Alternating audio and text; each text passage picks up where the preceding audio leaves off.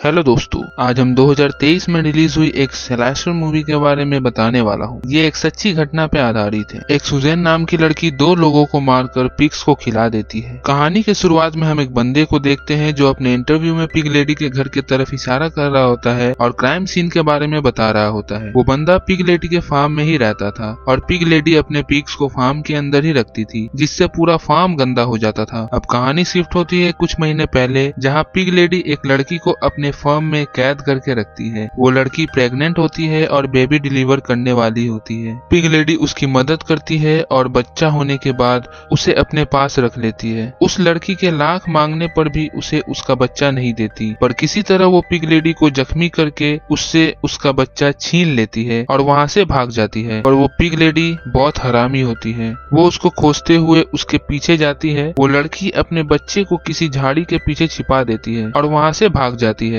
कुछ टाइम बाद वो लड़की पिग लेडी के हाथ आ जाती है। वो उससे विनती करती है कि उसे ना मारे, पर पिग लेडी उसे मार देती है और फिर अपने पिग्स को उसका मांस खिला देती है। पिग लेडी को कुछ देर बाद उस लड़की के बच्चे की आवाज सुनाई देती है, तो वो उसे भी अपने साथ लेकर चली जाती है। इसके बाद हमें एड्रियाना और ब्रिटनी को दिखाया जाता है, जो अपने बॉयफ्रेंड के साथ वेकेशन मनाने पिग लेडी के आसपास वाले एरिया में जाना चाहती है। तभी उसे वहाँ टाइलर और एंडी भी मिलता है, जिसे वो अपने प्लान के बारे में बताती है। फिर वहाँ उन दोनों का बॉयफ्रेंड हंटर और टोनी कार लेकर आता है और दोनों को गाड़ी में बैठने को कहता है। इसके बाद चारों वहाँ से निकल जाते हैं। रास्ते में एड्रियाना टोनी से कहती है कि मुझे जंगल में जाने से बहुत डर लगता है। टोनी उसे आश्वासन देते हुए कहता है, तुम्हें डरने की जरूरत नहीं है, मैं तुम्हें प्रोटेक्ट करूंगा। हंटर फिर कहता है कि इस बार हमने गन भी कैरी किया है, तो डरने का कोई सवाल ही पैदा नहीं होता। इसके अगले सीन में पिग लेडी के घर में दो पुलिस वाले आते हैं, जो किसी डक के बारे में पिग लेडी से इंक्वायरी करते हैं, पर पिग लेडी का कहना था कि वो उसके बारे में कुछ नहीं जानती। वो पहले मेरे पास काम करता था, पर बहुत दिन से काम पर आया नहीं। पुलिस पूछता है, कहीं तुम दोनों में अफेयर तो नहीं चल रहा था? पिग लेडी कहती है, ऐसा कुछ नहीं था। पुलिस को समझ आ जाता है कि ये कुछ न कुछ छिपा रही है, पर उस लेडी के खिलाफ कोई भी एविडेंस नहीं होने की वजह से वो लोग वहाँ से चले जाते हैं। कुछ दिन बाद पिग लेडी पिग मीट बेचने के लिए फार्म से बाहर जाती है, तो उसे एक आदमी मिलता है जो उसे काम देने के लिए कहता है। वो इसलिए क्योंकि उसके पास कोई काम नहीं होता है, वो गरीब भी था। पिग लेडी उस पे माया खाती है और उसे अपने काम पर रख लेती है। इधर चारों लोग शाम में बार पहुंचते हैं शराब पीने के लिए। सब आपस में बात करने लगते हैं कि इस बार का क्रिसमस कैसे बनाएंगे। वहाँ एक गेम पार्लर भी होता है, जहाँ पिग लेडी गेम खेल रही होती है। वो गेम में हारने के बाद गुस्से में वहाँ से चली जाती है। ब्रिटनी जब वॉशरूम के लिए जाती है, तब वहाँ उसे पिग लेडी मिलती है, जिसका बिहेवियर बहुत अजीब होता है। इसके बाद चारों वहाँ से हंटर के पिता के केबिन में जाता है। टोनी को एक गन दिखाई देता है, जिसके बारे में वो हंटर से पूछता है। हंटर कहता है, ये मेरे पापा की गन है और वो इसी से हंटिंग करते थे। अगली सुबह पिग लेडी का सर्वेंट एक वैन में बैठकर ड्रग्स ले रहा होता है। तभी वहाँ पिग लेडी आती है और उसे काम पे आने को बोलती है। फिर कुछ देर में वो वहाँ से चली जाती है। सर्वेंट को ये नहीं समझ आता कि इसको मेरे लोकेशन के बारे में कैसे पता चला। वो भी हैरान हो जाता है। अगले सीन में दो पुलिस वाला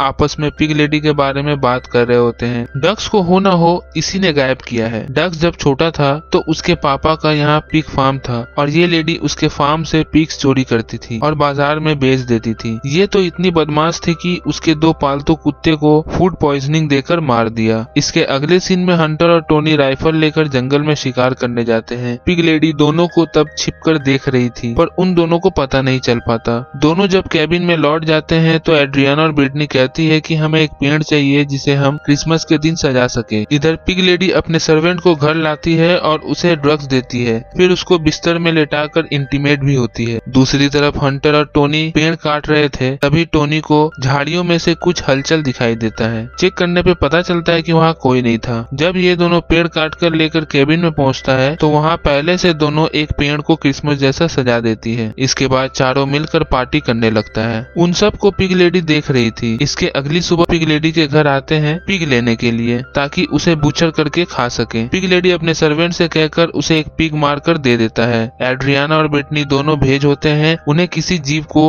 मारकर खाना बिल्कुल भी पसंद नहीं था। टोनी और हंटर उस पिग को काटने लगते हैं। एड्रियाना ये देख लेती है और उसका मन अजीब सा होने लगता है। उसे पिज्जा खाने का मन होता है, तो वो घर चली जाती है पिज्जा ऑर्डर करने के लिए। दूसरी तरफ ब्रिटनी वॉशरूम के लिए एड्रियाना के पीछे पीछे केबिन की तरफ बढ़ती है, पर तभी उसे टाइलर और एंडी मिल जाता है, जो वहाँ क्रिसमस सेलिब्रेट करने आया है। उसे हंटर पहले से इनवाइट कर देता है। यहाँ पिग लेडी पहले से केबिन में घुस जाती है और टेलीफोन वायर काट देती है ताकि इन लोगों को बाहर से कोई मदद नहीं मिल पाए। एड्रियाना केबिन में उसे देख घबरा जाती है और भागने की कोशिश करती है। पिग लेडी उसे मारने को दौड़ाती है। वो किसी तरह विंडो से कूदकर लॉन की तरफ भागती है पर पिग लेडी से बच नहीं पाती। वो उसे मारकर पिग्स को खिला देती है। कुछ देर बाद वहाँ ब्रिटनी आती है पर उसे घर बाहर से लॉक मिलता है तो वो लॉन में 2 पिग्स को देखती है। जब वो सामने आकर देखती है तो वो एड्रियाना का मांस खा रहे थे। ये देख ब्रिटनी छिप जाती है जिससे पिग लेडी उसे ढूंढ नहीं पाती। इधर रैंडी और टाइलर कैंप फायर के पास पहुंचता है जहाँ हंटर और टोनी पहले से मौजूद होते हैं। फिर चारों मिलकर ड्रग्स लेने लगते हैं। यहाँ घर पे एक पिज्जा डिलीवरी बॉय पिज्जा लेकर आता है पर दरवाजा खोलती है पिग लेडी और उसे भी कुल्हाड़ी से मारकर अपने पिग्स को खिला देती है। ये नजारा रैंडी का कुत्ता देख लेता है और उस पर भौंकने लगता है पर पिग लेडी उसे भी नहीं छोड़ती। अपने पेट डॉगी की आवाज सुन वो भागा भागा उसके तरफ आता है और उसको मरा देख शॉक्ड हो जाता है। वो सोचने लगता है कि मेरे पेट को कौन मार सकता है। तभी पिग लेडी उस पर हमला करती है पर वो किसी तरह खुद को बचाकर एक रूम टाइप केबिन में पहुंचता है जहां इंसानों के बॉडी पार्ट्स कटे हुए पड़े होते हैं। रैंडी पूरी तरह डर जाता है और वहां से भागने लगता है पर पिग लेडी उसे भी अपने पिग्स के सामने मारकर डाल देती है। इसके कुछ देर बाद टाइलर लड़कियों को ढूंढने आता है और वो अपने साथ गन भी लाता है। घर पे खून देख उसे समझ आ जाता है कि यहाँ कुछ तो गड़बड़ हुआ है।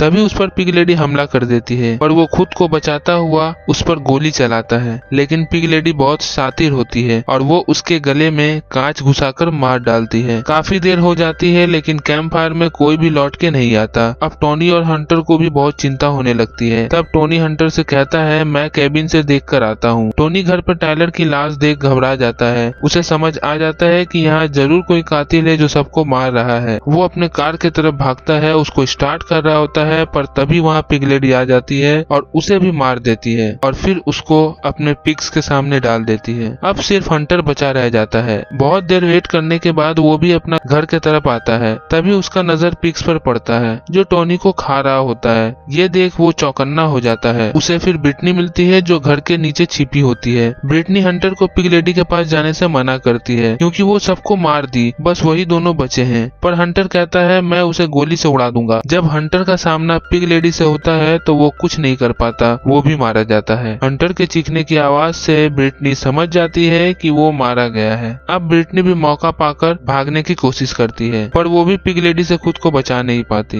ब्रिटनी को मारने के बाद वो अपने पिग्स को बुलाती है और वो पिग्स मांस खाने लगता है। इसके बाद वो अपने केबिन की तरफ जाती है और अपने सारे बाल उड़ा देती है और पिग का मुखौटा पहन लेती है। दूसरी तरफ पुलिस वालों को पता चलता है कि बहुत सारे लोग जंगल में गायब हो गए हैं। उसको समझ आ जाता है कि ये काम जरूर पिग लेडी का ही है और वो पिग लेडी को अरेस्ट करने के लिए निकल पड़ता है। मूवी यही समाप्त हो जाती है। ये कहानी सुजैन मोनिका नाम की एक लेडी पे आधारित है जिसने 2 लोगों का कत्ल किया था। वो 2 लोग उसके फार्म में काम करते थे। वो बड़ी चालाकी से दोनों को मार कर पिग्स को खिला देते हैं जिससे पुलिस को कोई भी सबूत नहीं मिल पाता। 2012-13 में दोनों सर्वेंट गायब थे। बहुत खोजबीन करने के बाद पुलिस को पता चल पाता है कि इन दोनों को इस मोनिका ने ही मारा है। सुजैन का जन्म 1948 में हुआ था और वो यूएस नेवी में 20 साल सर्विस दी थी। रिटायरमेंट के बाद वो अपना पिग्स फार्म चलाने लगी। ऐसी और इंटरेस्टिंग कहानी के लिए हमारे चैनल को लाइक शेयर एंड सब्सक्राइब करें। मिलते हैं आपसे अगली वीडियो में।